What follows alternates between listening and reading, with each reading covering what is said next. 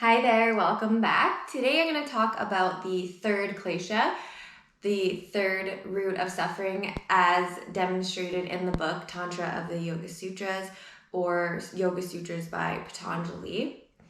If you haven't checked out the first two, I will link the videos for them down below. But let's get to today's. The third one is raga. I hope I'm saying that correctly. And what it means is attachment. So attachment to people, places, things, and belief systems. Now, how can attachment cause suffering in our lives? Well, there is a multitude of ways. And I think attachment for me is one of my biggest issues, especially when it comes to manifesting. If you want to go a little deeper into how it affects you for manifesting specifically, I would check out Aaron Dowdy's videos on letting go, because it's like you're so obsessed with the way that something needs to happen or the way it needs to be, or so attached to the idea of it that there's like a desperate energy behind that thing. And he uses this example that I found made me understand it really well, of like, if you're going out to dinner with this new person, say you go on 2 dates, and the one person is, they're themselves and they don't really care if you like them or not. They're just being authentically them. And, if you like them, great. If you don't, well, that's just too bad.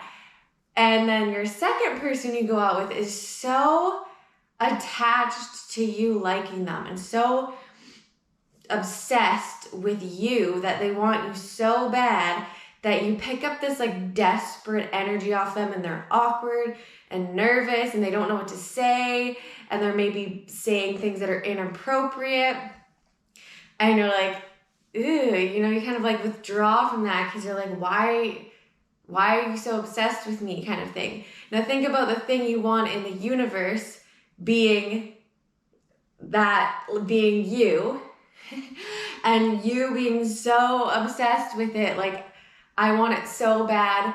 It's like you're like creating resistance against it. Anyways, I think he explains it much better than I do, so I would check out his videos. But a way that I was thinking about that affects a lot of people is attachment to belief systems and attachment to other people. Like attachment to a person who's bad for you. And you see this with relationships between narcissists and empaths. It's like even though being with them is hurting you, and being with them is not in your best interest, and being with them makes you feel a lot of negative emotions, you're so attached to having them for them approving of you and saving them or whatever it is, that you're holding on despite your own growth, despite your own feelings. That's like a negative attachment. Or think about attachment to how your children behave. A lot of parents do damage on their children's personalities by expecting them to be a certain way.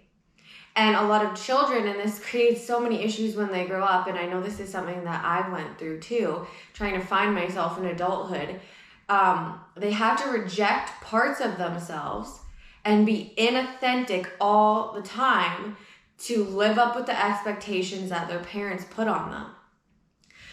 Because their parents are attached to them being a certain way because you're a reflection of them. And if you don't act in a certain way, then in some way they weren't good enough or they weren't a good enough parent. But what if there's things that you truly love? Maybe it's art or music or science or something, and your parents are telling you, no, you can never do that. That's stupid. You need to be a doctor or whatever. And then so you're repressing a part of yourself that is authentic to you, and then only trying to let this other part out. So that's parents attaching to the behavior of their children and not trying to actually understand and allow them to flourish on their own. So there's so many ways that this can manifest, just like egoism. But the thing is, it's about recognizing our attachment so that we can take a step back, be objective, and try and move forward without that attachment. Because, and this is how it creates suffering, that attachment to the outcome, the behavior, the person, the place, the thing. It's making it so you're not free. It's like you're attached to it, but it's binding you. Because without that expectation of how you're going to get somewhere, who's going to do what for you, then you have a lot more freedom to just be, to just experience happiness.